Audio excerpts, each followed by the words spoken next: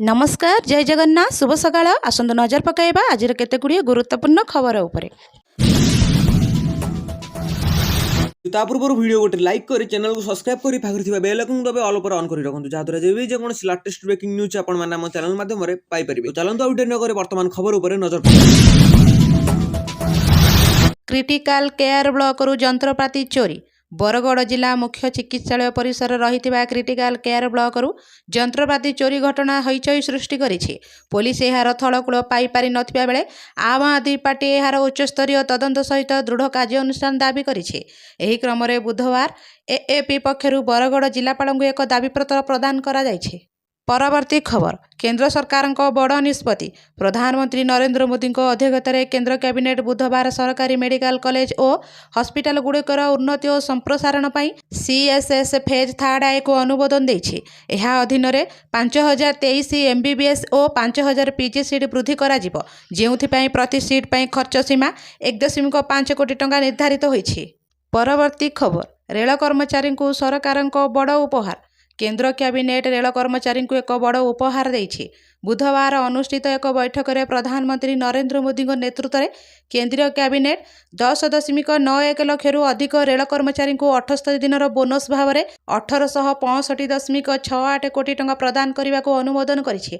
सरकार कहिसेंति एही बोनस दशहरा नुहे दीपावली पूर्व रेल कर्मचारी मानक प्रदान करा जिवो। परवर्ती खबर अमेरिका टारिफ माड़े ओडिशार सामुद्रिक खाद्य रप्तानी गुरुतर प्रभावित। अमेरिका द्वारा लागू करा जायतिबा टारिफ प्रतिबंधक जोगु ओडिशार सामुद्रिक खाद्य रप्तानी प्रभावित होइछि बोली मत्स्य और पशु संपद विकास मंत्री गोकुलानंद मल्लिक बुधवार विधानसभा विधायक तुषारकांति बेहेरा प्रश्नर उत्तर में कहिसेंति। 2024-25 मसीह राज्य में प्राय 11.92 लाख मेट्रिक टन माछ और चिंगुड़ी उत्पादन होइछि, जेउथिरु चिंगुड़ीर अंश प्राय 1.45 लाख मेट्रिक टन। परवर्ती खबर नवीन बाबू को दलर सभापति नुहे बापा भावुली। पुणी सोशल मीडिया जरिए रोष झाड़ी बीजेडी विताड़ित श्रीमयी मिश्र। से कहते मु नवीन बाबू केवल दलर सभापति भावी नथिली, बापा भावुली। मो प्रति अपशब्द प्रयोग नहीं नवीन निवास जाई जणाई, किंतु दलर सभापति सब शुणिला परे कहिथिले राजनीति रे एपरी घटे। एही घटना ही मो जीवन टर्निंग पॉइंट पालटी गला। मते लागिला सतरे कोन मो बापांग सामने मोर किछि महत्व नहीं। सेतेबेले दलर आगधाड़ीर नारी नेत्री स्वार्थ दृष्टि चुप रहिथिले बोली श्रीमयी कहिसेंति।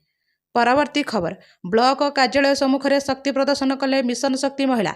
राज्य मिशन शक्ति कर्मी संघर आह्वान क्रमे गंजाम जिला बुगुड़ा ब्लॉक मिशन शक्ति कर्मी संघ ब्लॉक कार्यालय आगे गणधारणा देइछन्ति। बुगुड़ा एनएसी एवं ब्लॉक 21 पंचायतर एसएचजी महिला गण धारणा दे बसी रही सहित सेमानक दाबी पूरण पर स्लोगान देइथिले। परवर्ती खबर सरकारी कर्मचारी को दुर्गा पूजा भेटी।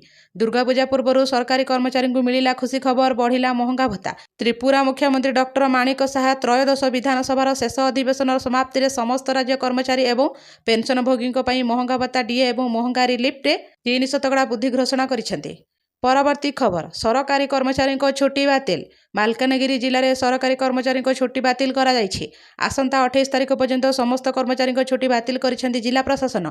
प्रबल वर्षा संभावना को दृष्टि रखी जिलापाल यह छुट्टी बातिल करिसेंति। एही समय मध्य हेडक्वार्टर्स न छाड़िबा सरकारी कर्मचारी को निर्देश दिया जायछि। परवर्ती खबर सरकारी कर्मचारी खुशी खबर। सरकारी कर्मचारी खुशी खबर सेप्टेम्बर मासर दरमा को 26 तारिख में देवाई मुख्यमंत्री निर्देश देइछन्ति। शारदीय दुर्गा पूजा राज्यर समस्त सरकारी कर्मचारी को आगुआ दरमा मिलिब। चलित सेप्टेम्बर मासर दरमा 26 तारिख में प्रदान करने मुख्यमंत्री घोषणा करिसेंति। परवर्ती खबर 25 लाख महिला को फ्री एलपीजी कनेक्शन। जीएसटी पर भारत सरकार एवं गरीब महिला को एक नूतन उपहार देइछन्ति। पेट्रोलियम मंत्रालय द्वारा प्रकाशित सूचना अनुसार सरकार प्रधानमंत्री उज्ज्वला योजना अधीन 2.5 नियुक्त गरीब महिला को अतिरिक्त मागणा एलपीजी संजोग प्रदान करेंगे। यह योजना अधीन भारत सरकार एवं मोट 105.8 नियुक्त लोकों को एलपीजी संजोग प्रदान करिसेंति। परवर्ती खबर भारत को नहीं एमिति कहीदेले मेलोनी। इटालीर प्रधानमंत्री जॉर्जिया मेलोनी पुणी थे भारत को प्रशंसा करिसेंति। भारत विश्व में द्वंद्व समाधान करिबार एक गुरुत्वपूर्ण भूमिका ग्रहण करिपारिबो बोली मेलोनी कहिसेंति। प्रधानमंत्री नरेंद्र मोदी एवं जॉर्जिया मेलोनी एही मासर आरंभ में फोन जोगे कथा होइथिले। पारस्परिक स्वार्थर आंचलिक एवं विश्वस्तरीय प्रसंग उपर आलोचना करथिले। ପରବର୍ତ୍ତୀ ଖବର ଅତିଥି ଶିକ୍ଷକ ନିଯୁକ୍ତି ରାଜ୍ୟ ସରକାରଙ୍କୁ କଡ଼ା ନିର୍ଦ୍ଦେଶ ଦେଲେ ହାଇକୋର୍ଟ। ବିଭିନ୍ନ ସ୍କୁଲରେ ଅତିଥି ଶିକ୍ଷକ ନିଯୁକ୍ତି ମାମଲାକୁ ନେଇ ରାଜ୍ୟ ସରକାରଙ୍କୁ ନୋଟିସ୍ ପଠାଇଲେ ହାଇକୋର୍ଟ। ଗଣଶିକ୍ଷା ଓ ଉଚ୍ଚଶିକ୍ଷା ବିଭାଗରେ ଖାଲି ପଦବୀ ସମ୍ପର୍କରେ ତଥ୍ୟ ଦେବାକୁ ସରକାରଙ୍କୁ ନିର୍ଦ୍ଦେଶ ଦେଲେ କୋର୍ଟ। 6,000ରୁ ଅଧିକ ଅତିଥି ଶିକ୍ଷକ ନିଯୁକ୍ତିକୁ ବିରୋଧ କରି ଦାୟର ପିଟିସନ ଶୁଣାଣି କରିଛନ୍ତି ହାଇକୋର୍ଟ। ଏହି ମାମଲାରେ ହାଇକୋର୍ଟ ସରକାରଙ୍କ ଉପରେ ବର୍ଷିଛନ୍ତି। ପରବର୍ତ୍ତୀ ଖବର ଆରମ୍ଭରୁ କମ୍ପିଲା ଗୃହ, ମାତ୍ର 30 ମିନିଟରେ ବନ୍ଦ ହେଲା ପ୍ରଶ୍ନକାଳ।